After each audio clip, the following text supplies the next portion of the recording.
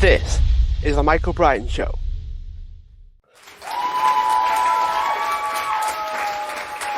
Hi everyone, and welcome back to the show. And today I'm joined with Giorgi Khazaradze. I hope I got that right. And he is the CEO and founder of Aurox, which is a cryptocurrency trading and finance platform. He has a lot of information, a wealth of knowledge on cryptocurrency and trading and how that all relates to the financial world. So, Giorgi, thanks for coming on the show. Thank you, Michael. I appreciate it. Thanks for having me on. So, how did you get started in the trading space? Were you a day trader? Did you do any financial aspects before you got into crypto? Share a bit of a brief history for us. I mean, I did have a little bit of experience back when I was in high school. My uncle actually day traded for most of his life, and he got me involved in stocks back a long time ago. I mean, it was just very brief, but really we got into crypto trading and investing from my partner who first started investing in cryptocurrency back in 2016. And that's when I started getting involved a little bit as well. We did some trading back then, and then that's kind of how we came across, or how we ended up creating Aurox ourselves. So how did cryptocurrency fit in? Did you just decide to dive in? Was it this epiphany moment of cryptocurrency is the way for you? Or what led up to you deciding to go into crypto and not just stay on the more traditional stocks and trading kind of route? To be honest, we ran a few other companies and we were just investing our profits into cryptocurrency. Back in the day, I had used Bitcoin before when I was paying some of our developers, when it was worth like just a couple dollars. So I was familiar with it, and then my partner started investing more heavily into it, which got me involved. And yeah, we just saw a lot of potential in cryptocurrency back then, and that's at that point we were just thinking, why invest in these other projects when we can just invest in our own business and create something out of it. That makes perfect sense from someone that has run companies, and I'm a very entrepreneurial person, so I totally see where you would look at it and go, why would I invest in somebody else's system when I can just build my own and put my efforts there? Exactly. Yeah. We started so many different companies. At that point, we saw a huge potential in the future of it, and we like running businesses. So, we just took all that money that we were investing in others and just created our own business. What was cryptocurrency like back then? Because you mentioned that you were trading it and possibly like spending it as well, where some people probably don't even know what it is even then. So did you actually spend cryptocurrency way back when it started?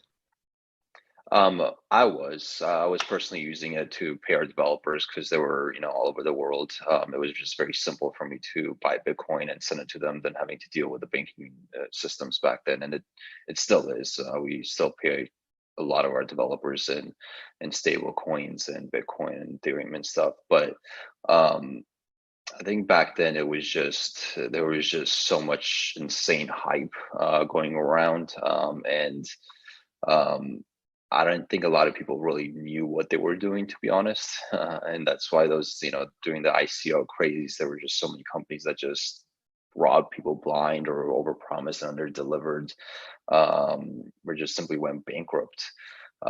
So there was just a lot of hype and speculation. I mean, there's still speculation currently, but back then it was just a whole different world of speculation. It was just, I would come across new projects and I was like, why do you even need a token for this? Like, you're just taking a real world product and just doing an ICO on some, like, what's the point of this? And sure enough, most of those companies did not end up doing anything.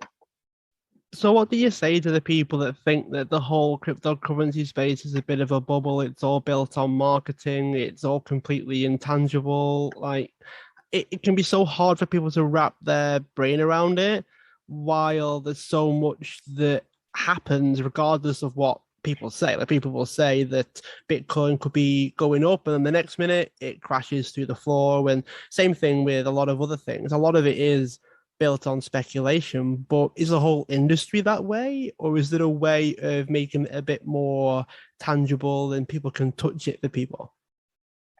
Yeah, so there's definitely still a lot of speculation. There's a lot of projects that are just, they're spending 90% of their money on marketing because it's just so easy for someone to create a token and, spend a couple $100,000 and turn it into tens of millions of dollars on the backs of other people, which, it's basically what is driving that narrative still to this day with people that don't understand the in-depth and the technical part of cryptocurrency.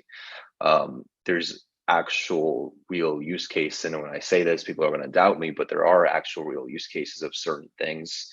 Now, Bitcoin is still speculative, in my opinion, and it'll remain speculative because there's no actual utility other than really store of value.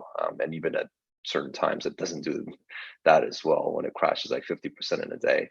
But when you look at some of the other Web 3.0 portions of it, Ethereum, Polygon, Binance Chain, etc., there are actual utilities that drive those tokens.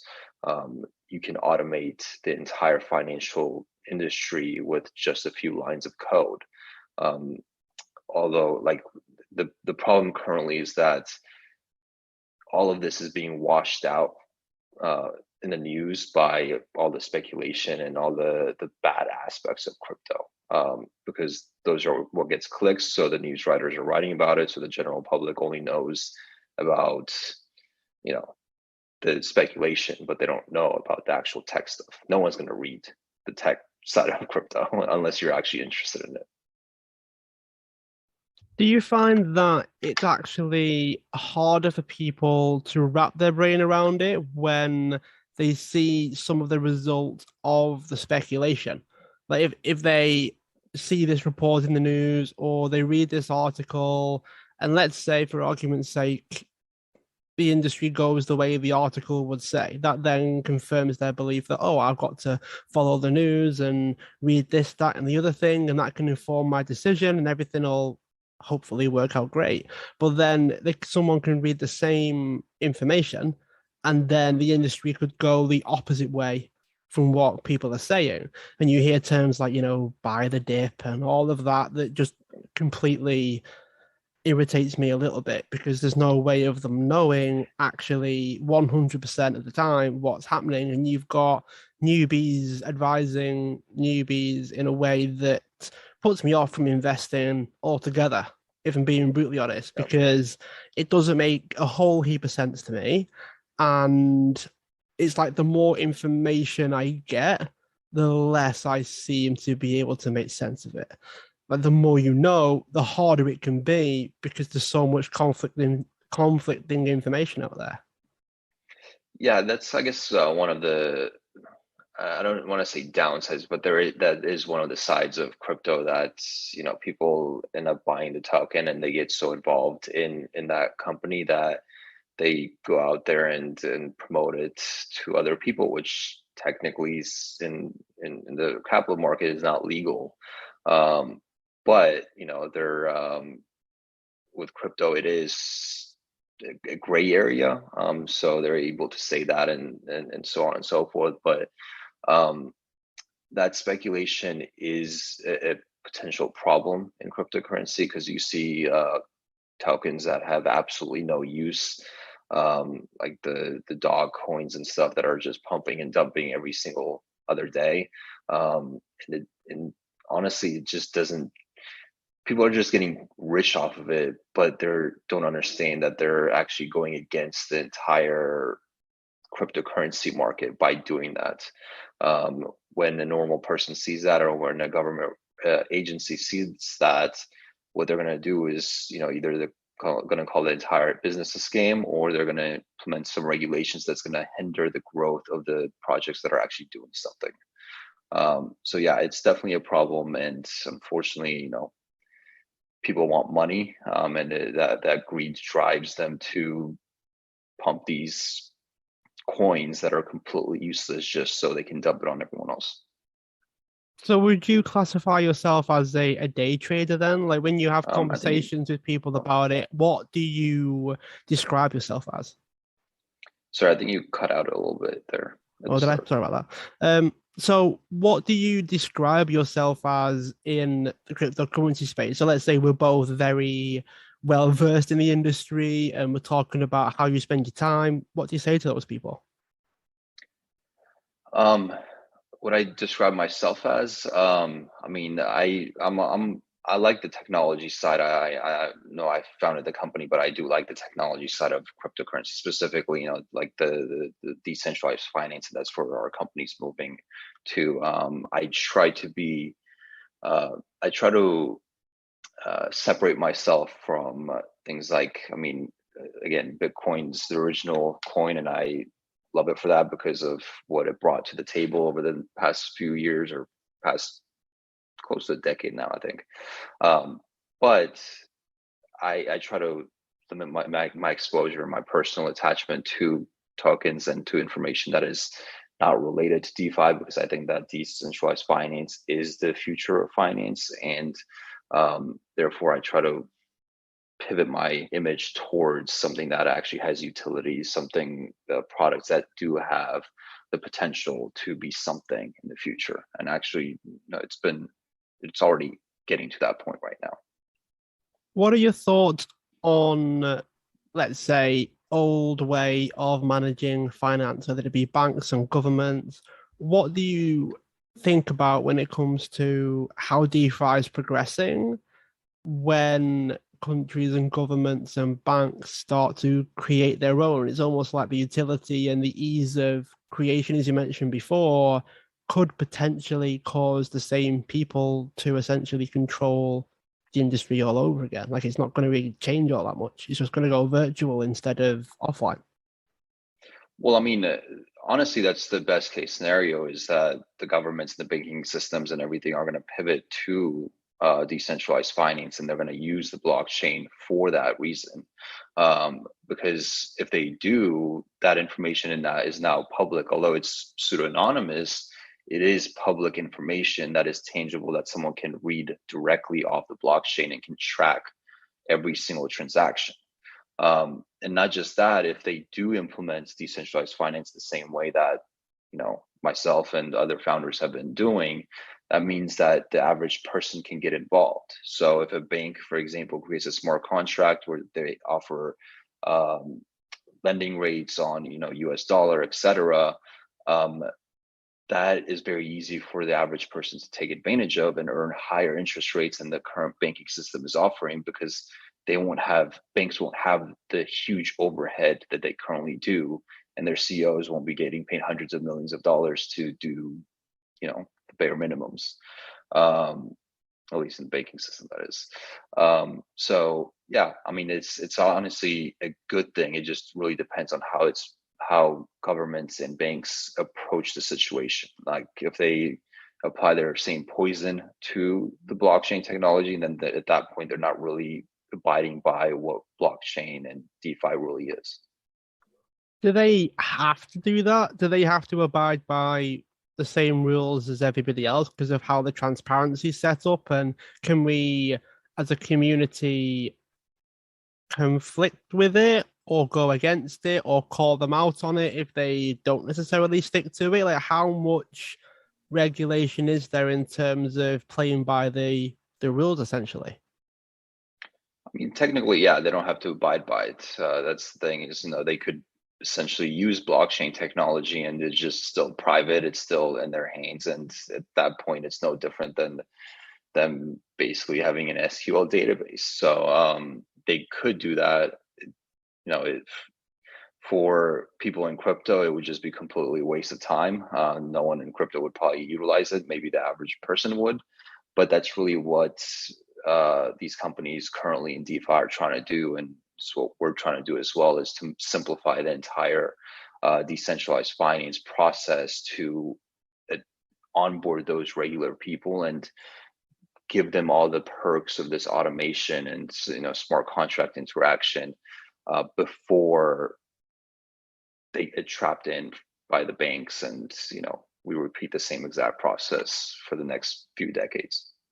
That's an interesting point, actually, because correct me if I'm wrong, but crypto became this pay to play system that took off so quickly that the average person that didn't understand it, it was almost like it was too late for those people now because it's already taken off. And unless you can really get involved at a high level, it's so difficult. Like, yeah, you can break down a Bitcoin into parts of one, but you still may never actually ever own a full one. It's always going to be parts of it. It's always going to be such a small scale for those people.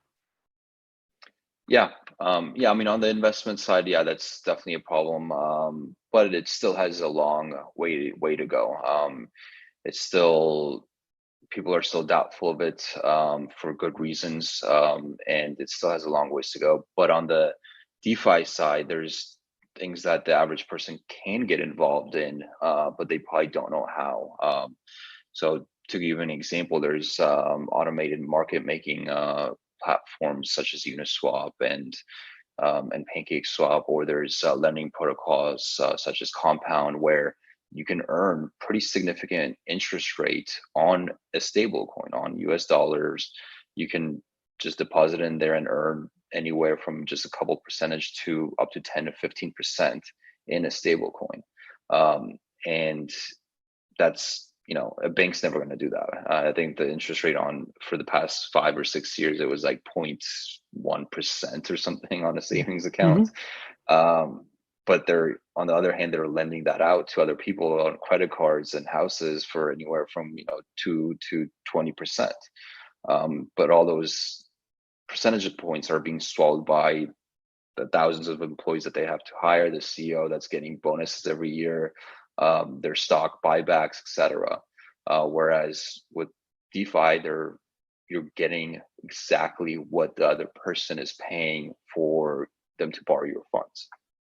That is what I really want to focus on, is for people that can benefit from the changes or the growth of the industry. Like, what sort of things that you mentioned before, what else is there? How can we get involved? How can the layperson that doesn't really need to know anything apart from money in versus money out, typically, that's kind of how far the average person would typically go. They won't need to know the ins and outs of the whole blockchain technology space. They just want to know, okay, where shall I put the money that I'm making, and where is the best place to do that? So what are the options out there for people? And break it down for us. I'll give you the floor a little bit so you can give the best information that you can. Honestly, it's fairly difficult. If you're buying a token, it's fairly easy for the average person. You download your Coinbase application, you have access to about 100 tokens that you can invest in. But that's the investment side that can go belly up. Especially in a bear market like this, it could potentially backfire on you. But if you are interested in investing in tokens, to be honest, a long-term investment now is probably the best time. People try to invest in tokens that are on the way up, and that's never a good plan. Some of the tokens currently that are around, and I know you said you don't like the term buy the dip, but there are some that are worthwhile. For example, and this is not investment advice for anyone, I'm extremely confident in Ethereum personally, and if I personally had any money that I wasn't investing in my own company, I'd be buying Ethereum myself. Simply because there's just so much being built on top of it, and it's been shown to be very a long-term company, I guess I should say. We're building on top of it actually as well. So Ethereum is some of those type of tokens that you'll see, research into it, spend a lot of time. I mean, you're not just, gambling. You're actually investing in a company. People have already heard of Apple. They probably use their, products, or, Mercedes or whatever. You've already heard of those companies. So when you're buying the stock for them, you're like, oh yeah, I know them. Like, of course they're going to do well. But with crypto, when you're first getting involved and, first downloading the Coinbase application, and you see Bitcoin, Ethereum, Litecoin, etc., you probably have no clue what they are. So at that point, you actually have to take time and understand what those companies are doing, and see if it's the right fit for you. Don't oh, I'm just going to buy $20 of all these different tokens and then hope that it goes up. Now that's straight up gambling at that point. I think that is what people that haven't already invested or already adopted the cryptocurrency and blockchain space, that's what they're worried about more so, is it feels like too big of a risk. And unfortunately, the speculation, the marketing, the impression, the PR, I guess, for the cryptocurrency space is not very consistent. And I think that is part of what it is in a way. Like, why would it be consistent in a way? But equally, it doesn't do them any favors, does it really? When you think about it in that way, like it's right in a way, it's speculative. Most things are, but it doesn't do it any favors when you can invest in something completely different and probably have more predictability around it. Yeah, and honestly, so let's, I guess, flip the script on the other side. So something that's a little less speculative and more interesting and more has more potential, I guess, for the average person. Now, this is much more difficult for the average person to do, and this is actually what we're working on, trying to simplify this process. But there's a multitude of stable coins out there. USDC is one of the more favorable ones because they've done audits and they're backed by several big companies out there. They're owned by Circle, Coinbase supports them, etc. You could potentially take your dollars, convert it to USDC, and then take that USDC and deposit it into different lending protocols or different decentralized finance protocols. Now, that takes a little bit of work. You need to understand what you're doing, and unfortunately, that's fairly difficult right now. But you could earn a few percentage points just simply parking your US dollar into one of these protocols. You're providing liquidity, and then the people on the other side are utilizing that liquidity still on chain to do whatever they want with it, whether it's trade, they could even borrow it to buy a house, whatever it might be. And you're getting those percentage directly rather than just having your savings sitting in your bank account doing absolutely nothing for you. Especially with inflation and everything, people are probably stacking as much savings as they can and earning absolutely nothing off of it. So yeah, I mean, there's potential there. Even if you don't invest in tokens, there are ways to utilize your dollar to earn some interest that you probably wouldn't have been able to in the regular financial world. I've actually had a couple of conversations with people in similar situations to yourself. They're all about DeFi and whether they're companies or apps or platforms, and that they've all got a different take on the idea of trying to prevent things like the banks and governments just regulating everything all over again, like nothing necessarily changes, which if blockchain is to be followed through and you follow that train of thought, a big part of why it came about was to fight against this control and lack of transparency. And yet, potentially, nothing will necessarily change aside from the cost of running the system. Like, as you said, like banks won't have to charge a lot of money to run, to organize everything. They can do things on a shoestring budget, so to speak. And is that the best case scenario? Because obviously we're a few years into the blockchain space now. Way back when, it was probably much different much different. It was probably a lot different from what it used to be. Is that the best case scenario where it's just cheaper and less barrier for entry? Or do you see a world where it's not necessarily 90% or 99% of the wealth is essentially governed or managed or controlled by the select few? Like, do you see that still happening with DeFi and blockchain, or do you see a very different scenario? I still see it happening in DeFi, but at least there's potential. Usually, I mean, independent of what, even when you're running a business, I forgot what the rule is, but I think it's like 30-70 split or something like that, where 30%, I think it's even less actually, where majority of your audience majority of people are not going to be in the top tier. It doesn't matter what you do, what type of business it is. If you're talking about their financial situations, it's just how it stacks up. Like you're still going to have a concentration of wealth, and we see that in crypto. You can track wallets, and you will see these wallets that have hundreds of millions of dollars sitting in there, earning another 10 or 20 million dollars per year just by parking their money, which is insane. So there is a huge concentration of wealth in crypto, and I think that will remain just because of the human nature of it. It's applied to everything since the beginning of age.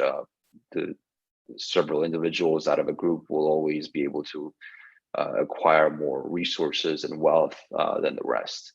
But having said that, with open finance, there's two things. One, you can track to make sure those people aren't doing anything illegal, potentially transferring funds to, shady individuals and funding terrorism or illegal things that they shouldn't be. So that's one aspect of crypto that's going to make it a little easier to track wealthy individuals and make sure they're abiding by laws. And the other aspect is it gives the potential for someone that is on the middle class or lower class to take advantage and utilize their money appropriately without getting taken advantage of by the banking industry. So they can actually interact with these smart contracts themselves, earn interest rather than, getting fleeced by people that are more knowledgeable than them. That seems like a running theme, though, doesn't it? Like people with the resources and knowledge and wisdom to act on it, I guess, they've been getting ahead since as far as we can remember. And I think part of the concern, I guess, from a lot of people is nothing's ever really going to change. It's just going to round out eventually, and the people with the information and the resources will win out no matter what the world looks like, whether it's virtual or otherwise. Yeah, I mean, that's part of the reason that people in this business are so against regulation. And probably some of your other guests have, don't want the government involved, because what I could foresee happening is that the government gets involved and they start giving business to people that have the money to lobby it, and which in this scenario would be big banks. I actually just saw an article that came out about the government trying to potentially banning Juul, like the e-cig vape, which like when I saw that, like, yes, Juul has potentially caused a lot of teenagers to become addicted to nicotine. But on the other hand, you had hundreds of years to ban cigarettes. Like, what were you doing, back then to prevent the current generation from being addicted to something that literally causes straight cancer? Yeah. So I think that's the same scenario, and it's because these big tobacco lobbied it, and the government's never going to enforce a cigarette ban, or maybe not in my lifetime. I don't know. We'll see. But I think it's the same scenario here. If the government gets involved, I think people like such as myself are afraid that they're going to enforce regulation that is going to choke out the smaller guys and for the big corporations, for the big banks, and we're going to go back to the same exact situation we were before cryptocurrency. So how do we prevent that? What's actually the I think you're solution? again. Oh, is it not working again? Hello, can you hear me? Yeah, I can hear you now. Yeah. All right. So what's actually the solution then? Like what's the best way? How do we actually not repeat the same mistakes as previous generations have? Yeah, no, I've had this question before and I've mentioned it. I think the best way to allow growth in this business is to definitely there needs to be some sort of regulation because there's just so many scammers that are just getting away with pumping and dumping whatever they want and whatever they can. Yeah.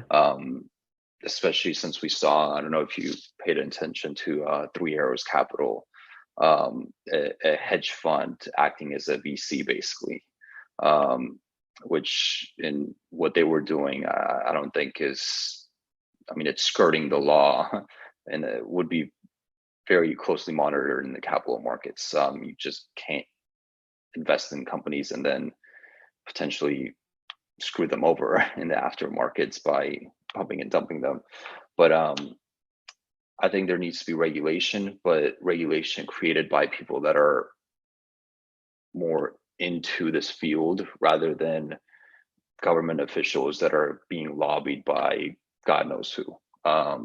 So if you're going to set up an oversight committee, if I was someone that actually cared about this business, which I am, and I was in the government office, I would set up an oversight committee that is, half of them are actual lawmakers that have a tendency to understand cryptocurrency, that know what cryptocurrency is, and the other half is actual developers and founders and et cetera of companies that have a full, deep understanding of cryptocurrency. That way they can come to an agreement on how the law should be enacted in order to propel the growth of cryptocurrency rather than hinder it or split it apart where only the rich can, create businesses in crypto and take advantage of everyone else. How would you suggest they stay objective then? I How think would you're you muted again. I've muted again. Yeah. Oh God. Okay. But how would you encourage them to be objective and make decisions based off the right things and right information? Because if you follow the train of thought slightly, let's say you go off a majority information. So you look at where you can do the most good or benefit the most people. That's typically based on like more than 51 or so percent of the information so that you can benefit the most people. You're inevitably going to miss out on the 49 or 50% of all the other decisions if you just take objective facts and figures into account. You're going to miss out a few hundreds of millions of people depending on how you base your decisions. So it seems like even true objectivity benefiting the most people, surely that can't just be how you base your decisions because you're still going to miss out on a lot of other people that need to and probably should get involved. Yeah, I mean, there's always the ability for the government to take, little steps at a time, not just come out like China did. It's like, oh, by the way, cryptocurrency is banned. There's always the ability to go forward, but there is not an ability to go back. If China came out today and said, we're unbanning cryptocurrency, yeah, it would have a good impact on the market, but they've potentially bankrupted multiple companies that were in China that had to literally fly off to a different country and establish a business, and some couldn't do that. So that if we are talking about an agency that is overlooking cryptocurrency and then implementing laws and regulations, taking it one step at a time. Let's say they're tackling pump and dump schemes, having someone that's monitoring them and making sure that, at least that is something that majority of people can agree on. Like, majority of people can agree that there should not be pump and dump schemes. Yeah. So taking that one step and seeing how the market reacts, and taking the next step, and making sure that everyone, not only the businesses but the users of this category of business are protected as well. And if you get a little too far ahead of yourself, then you can just stop. You can assess whether the market has improved based on your regulations, and if it has, well, you just added regulation that is beneficial, has been beneficial for everyone involved. Is there a way of knowing beforehand, or is it just a case of we're gonna mutually agree, try it, and see what happens? Is there a way of testing it? Because I think apps like Facebook, they trial features and things with a small handful of people. Is that possible on the blockchain as well, that you don't have to change the whole system completely? I mean, there's potentials for. I mean, I'm not sure how regulation would only impact a small subset of people. If USA government implemented law, I would imagine it would have to be a blanket law applying to every single company. But um, I mean, yeah, I really don't see how it would have to be essentially a blanket law for everyone. But there's, we see it from other countries and other nations that have implemented certain regulations. So there's examples out there. And even in the United States itself, there are certain states that have implemented regulations that have been detrimental to cryptocurrency, like New York's I can't remember the name of it. They implemented basically like a crypto um, law that was written by someone who ended up literally quitting his government job and going to work for the same companies that were bit license. I think it was called bit license. Wow. He wrote the regulation himself and then created a company that helps other companies acquire the license that he wrote, which is insanely difficult to get. Yeah. Oh, wow. I mean, it's definitely becoming like a wild, wild west that we're now starting to understand enough to be Yeah. able to make it safer and better for everyone. It started off like anyone and everyone got involved, and similar to the internet, I guess, is that there are lots of people that will pretend things, they'll say anything. And I think regulation, but in a way that benefits everybody, is probably the only way you could possibly prevent the blockchain space becoming just internet again, all over again. Yeah. And I wonder if it's actually possible. Like, have you ever sat down and asked yourself, had the thought experiment of, if I was to create a rule that would benefit everybody in the blockchain crypto NFT space, what would you do? Have you ever had that? I've thought a little bit about it, and it's honestly a difficult. I mean, that's the thing is like, if I was on that committee, I would have to spend a long time and a long discussion with everyone else to figure out exactly how to do it. Just the nature of decentralized finance makes it very, very difficult to regulate. Um, and like it really, like I've thought about it and I have absolutely no clue where you would even start. Like it's because if you prevent people from being able to interact with these smart contracts because they have to take additional steps of verification and this and that, you're hindering that money flow from coming in and from that user from taking advantage of that system. um, but on the other hand, if you don't do those steps, then you could potentially, that person could be a hacker or scammer or whatever it might be, and all of a sudden you've let them through the doorway and they could wreak havoc. um, so it is a difficult concept that I have. It's not in my tool shed. I'll leave that to people that know law and can hopefully write the proper regulation for us.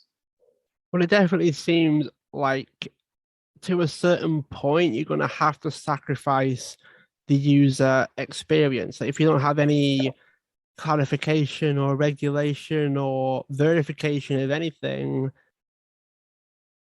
then you don't have any way of verifying No. anything. It becomes like okay, it's dead easy, it's dead quick, but the reason why it's so quick and so easy and so seamless is because you could just one click and it's done.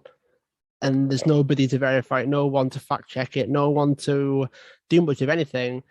But then is that not why it's so popular as well? Like, it's so popular because of the dysregulation of it, and it's not massively controlled by anybody, to the best of my knowledge. Is that not why it's done so well? So would the regulation, the verification process, and everything else that you've spoken about, would that not actually make it less popular and not much different to what happened before blockchain? Like people would just go back and say, well, I'm regulated heavily no matter what. I may as well just stick to what I'm already doing. I mean, there could be some middle ground as well. I think I was talking to someone that was working on a product where it was using NFTs to create a tag, basically like an online ID. And this NFT would be attached to, I guess, your wallet or your address. And anything that you do on the blockchain would be attached to it. So it has your fingerprint. Now, how that would happen in the actual legal system, because at least with your fingerprint on it, even though it's at that point anonymous, or I guess pseudo-anonymous, there is someone that you can go back to and complain to or arrest or whatever it might be. But I just don't know how that would work in the regulation or in the legal world. Like, how do you make sure that the person does stay anonymous unless they do something wrong? That part, I mean, maybe in 10 years when this business gets more developed, there could be some potentials there. I mean, it sounds like a very dangerous position if you, God forbid, get hacked and you've got to change your fingerprints and your thumbprints. So you've got to have a new set of hands. Yeah. Yeah. That was actually, I don't know if you saw this. I don't like talking badly about projects, so I'll be very careful on how I phrase this. But there was a company that raised, I mean, an insane amount of money. I think they raised like $100 million at like a close to $1 billion valuation. And it's like this orb where they're trying to onboard people into cryptocurrency using their retina scanner. So it's like this little orb that sits in, like, I guess, stores or something. I don't know. It was the weirdest thing. You scan your eye, and your eye essentially now has cryptocurrency. Your eye scan has cryptocurrency attached. Like, they give you like a token or something. So then you can go into like other places and scan your eye and I guess pay for goods. I really couldn't even understand what their end goal was, to be honest.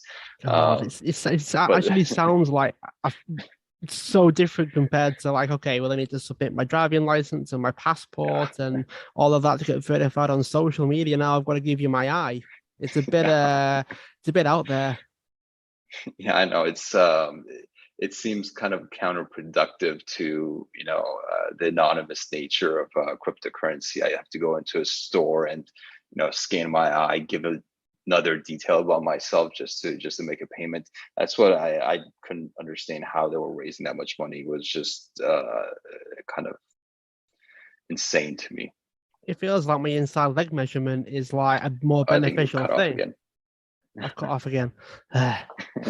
Yeah, actually sounds like knowing my inside leg measurement is probably going to be safer than I'll give you my retina scans to prove who I am. I'd rather have a bit more information that isn't taking over my eyeballs and my fingerprints and everything. I'd rather like, my width of my head or something stupid. I'd rather have something a bit less like intrusive than, okay, I'm going to scan my eyeball and it's going to be out there for everyone to see just to prove who I am. It's like it's bad enough trying to get verified on the current system of social media, and now we're going to replace that with, okay, let's all scan our eyes and see which one is you, and we'll figure the rest out as we go along. Yeah, I just like this additional identifying information. I mean, I would rather give someone my name and an address than have to, like, scan my eye at some random store and location. At least with, the Apple, I have a little more trust in them.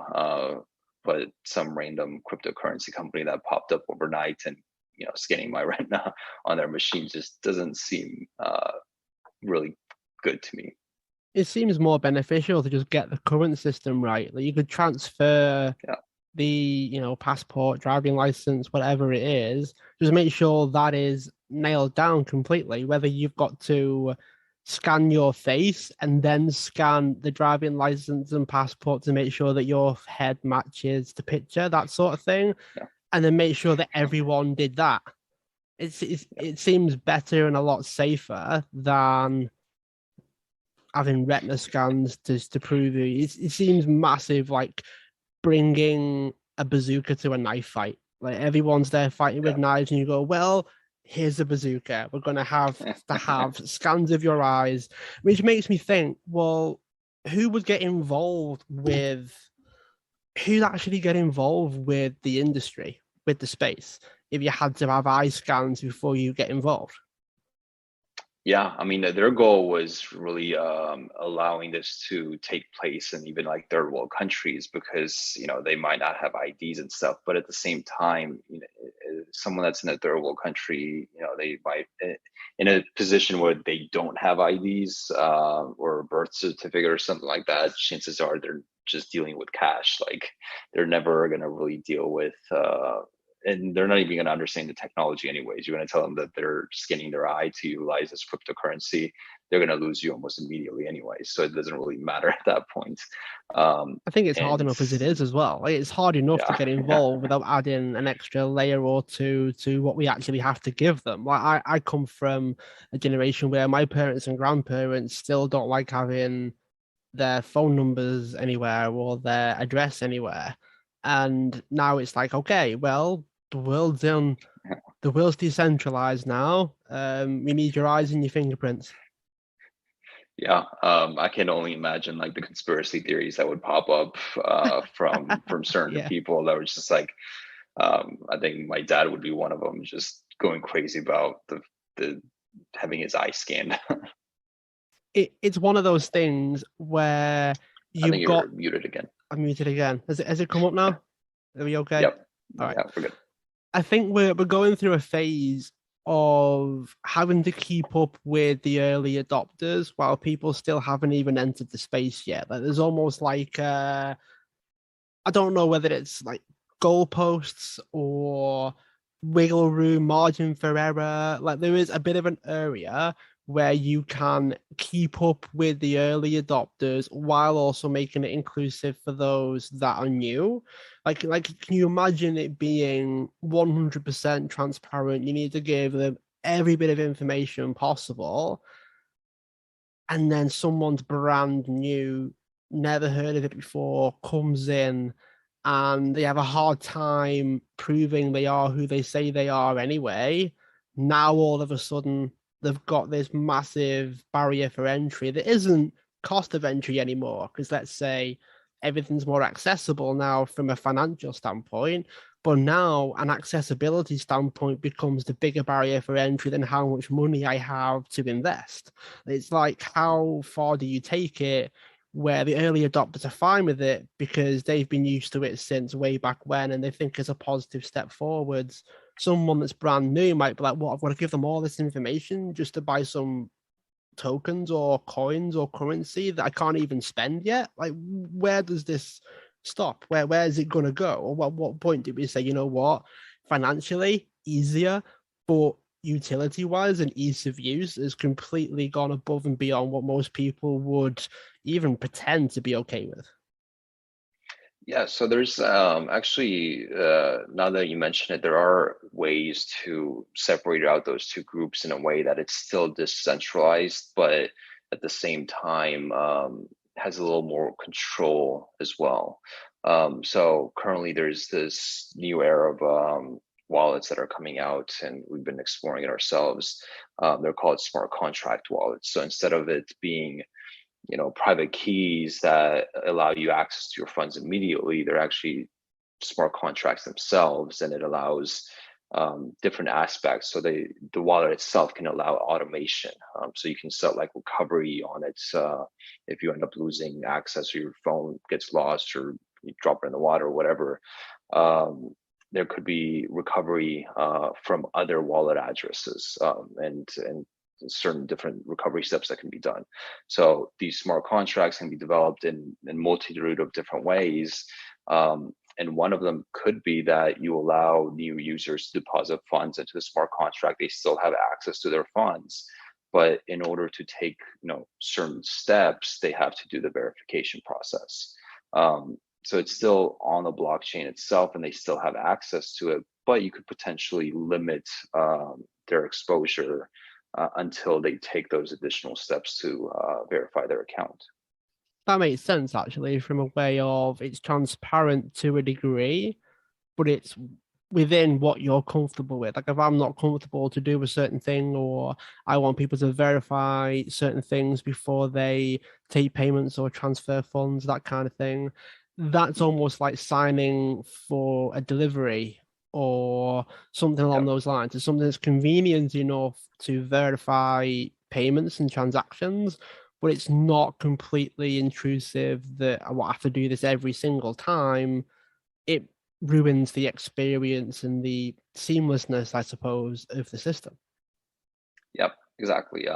They're actually, these smart contract wallets have been very interesting, and I think that could be a step forward to separate out those two groups and do the same thing that I mean, it's done right now with centralized exchanges. With Coinbase, you have to when you first sign up, you have certain limitations on how much you can buy until you start going through the multiple verification steps.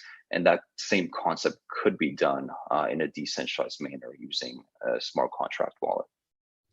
Share more about your company then. I'm very interested to hear what you're up to, what projects you've got on the horizon, and how can people enter your world? Yeah. So as far as our company, Aurox, it basically started off as an all-in-one trading terminal.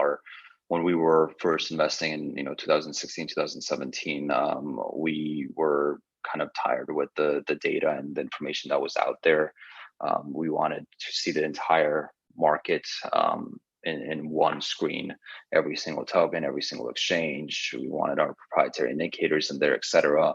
So we created that for ourselves and then released it in September of 2020.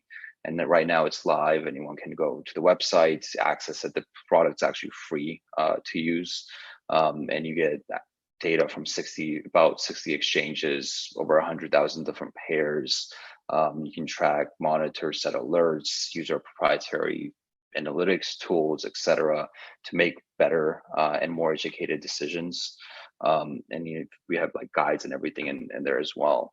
But the next steps that we're taking, which was, this was, I guess, the goal when we first released the terminal in September, it was to leverage decentralized finance to simplify trading and make it easier for the average person. We're going to implement the same DeFi order routing smart contracts into our terminal, the mobile application that's coming out, and the browser extension wallet that's also coming out very soon. All of them rely on DeFi, and it'll allow users to very quickly take advantage and trade tens of thousands of tokens, be able to deposit money into these protocols and earn interest without all the complex steps that currently exist today.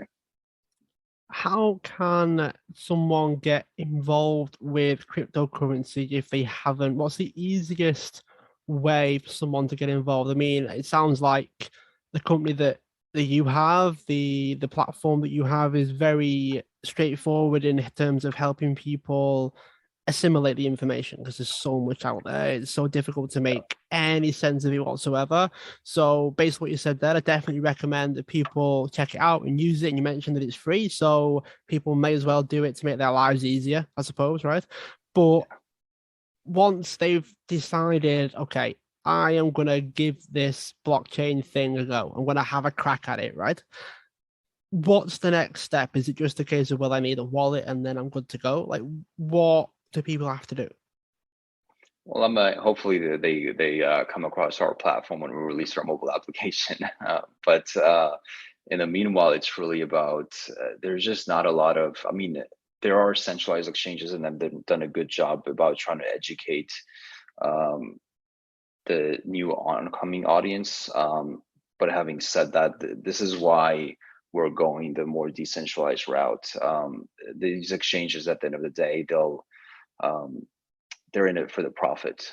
So they listed tokens on their exchange that seems like it was a pretty bad idea, like Shiba and some of these other meme tokens that are extremely speculative.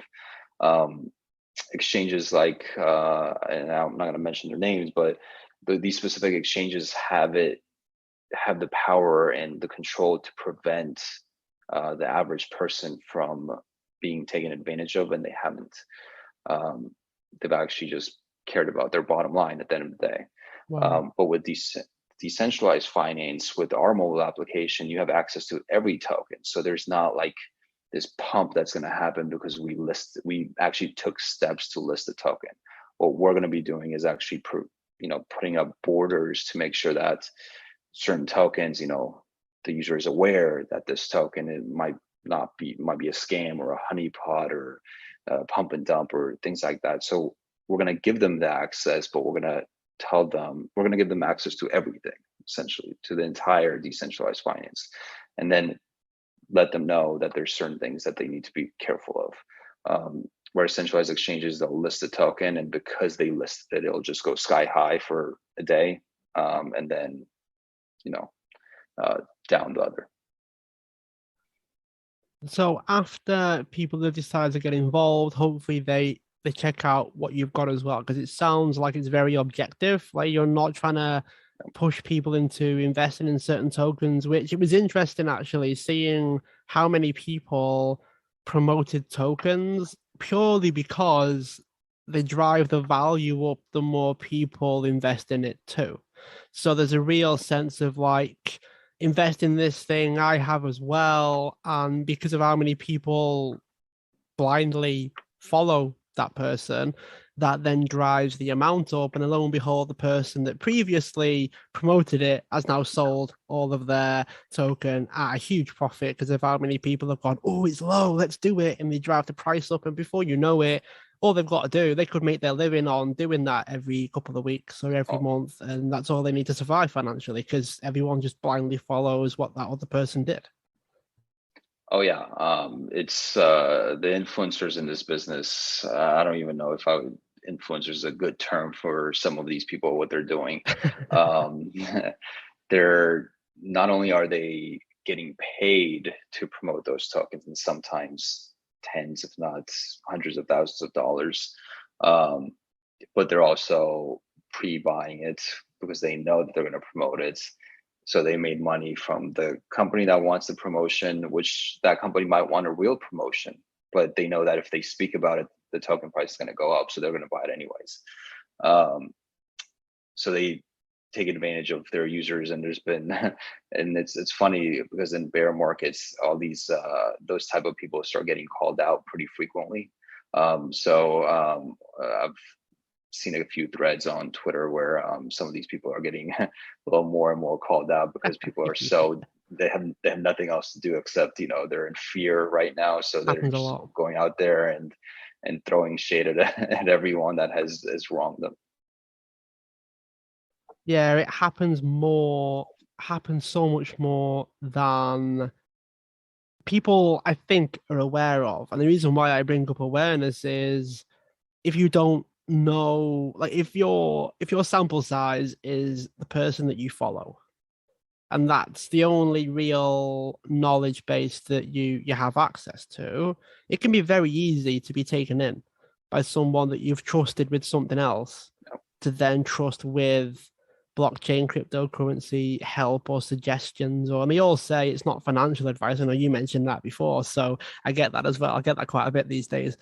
And then they proceed to give advice and encourage you to buy it after saying that it's not advice. I'm not going to encourage you to buy it. I think it doesn't actually help the situation, doesn't help the industry that's reliant essentially on trust. And that's why decentralization came out, is because people aren't particularly trustworthy and trusting as much as they used to. It's very strange to have those contradictions in the same place. And as someone that also has people that trust me and they trust the way that I speak and the way that my brain tends to work. It's almost like it's doing the industry a disservice in a way if it goes too heavy down the regulation side. But then equally, that could be what it takes for people to actually trust it because of what's happened in the past. Everything we've spoken about could literally be the only way anyone else that hasn't already invested would even trust the system. Yeah, I mean, it's like it's a problem in two sides. One, the influencers and stuff, obviously they need to be more careful about how they give advice. And then the other part is they actually shouldn't be giving advice in the first place. They should be talking about the technology behind the company, and not, this token is primed to go up. Like, that's not. You would never get away with that in the capital market. I mean, maybe not never, but you'd have to watch your back after a few of those videos. But it's also on the consumer as well, because there's like two groups. There's one group that is watching his videos because they know it's going to pump, and they know that it's going to pump and dump. They are literally watching them just to take advantage of it themselves. They know that they can get in because everyone else is going to buy, because this guy's talking about it, and then they can dump it on everyone else. So that's one part, is that these people are just taking advantage of everyone else. The other part is the people that actually get caught, that think that the token is worth investing, the company is worth investing because so and so said so.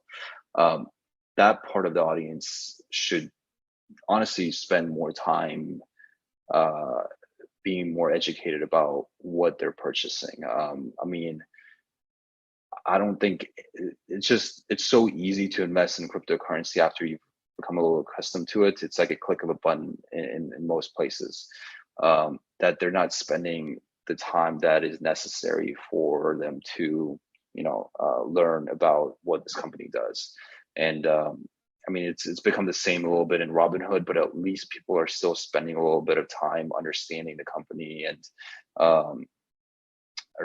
become a little more common in the capital markets because of Robinhood, because it's still on there. It's like one click process too. But I think there's just more research that goes behind investing in the capital markets, whereas in crypto, people are just investing back and forth without. It's just numbers on the screen. It's a ticker symbol and numbers on the screen, and they just buy without any concern about what the company does behind the scenes. Well, I do really appreciate how philosophical that you've been today. I appreciate the thought experiments and going as deep as we can. I think we need more deeper conversations around something that benefits from speculation. I think we need a bit more heavy hitting conversations like this one. So I appreciate you taking the time. I've really enjoyed our conversation. And aside from the platform, the app that's coming out soon, how can people learn more about you? Are you on social media? I know Twitter's a big in the blockchain space, and Discord, if I'm right in saying that. How can people find you and more about you? Yeah, I mean, you can find our company on Twitter. I think, we're on Facebook, LinkedIn, all that stuff. Personally, I'm not a social media person. You can, connect with me on LinkedIn if you want. Otherwise, you can always find me through my email address or something like that if anyone wants to contact me. But I'm not really a huge social media person. Great. Yeah, it's not for everybody. Not everyone's cup of tea. I think you cut off a little bit there. Yeah. Oh, did I cut out? That's okay. Yeah. Thanks so much for being a guest on the show. Those that are listening, feel free to subscribe, share the show, tell others, and also leave a review wherever you are listening into your podcasts. Giorgi, thanks so much for being a guest on the show. Thank you. I appreciate it. Thanks. If you want to join a group of like-minded people that are all out to achieve their goals, their dreams, their aspirations, and they get the help and support from me and the other members, then my inner circle is for you. There's a link in the description for this episode to get 2 months free of the inner circle. So you set your membership up, you get 2 months free access. Hopefully, I'll see you there, and I look forward to helping you on your journey of achieving the life that you want.